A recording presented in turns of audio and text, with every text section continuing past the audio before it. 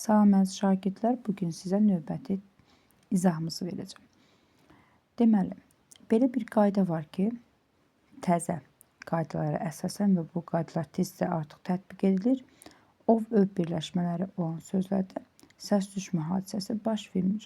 Bu, eyni zamanda öh və əh birləşmələri, hərf birləşmələri olan səslərdə də deməli, sözlərdə heç bir dəyişiklik baş verməyəcəkdir.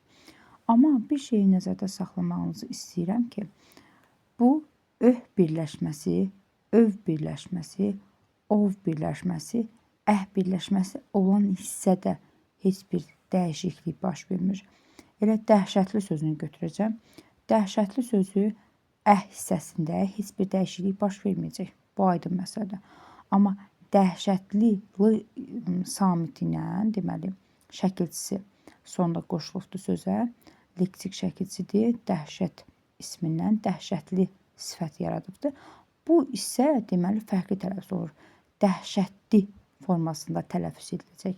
Yəni siz elə başa düşməyin ki, əgər ov birləşməsində, öh, əh birləşməsində varsa, yəni ümumiyyətlə sözdə heç bir dəyişiklik olmayacaq. Xeyr, elə deyil.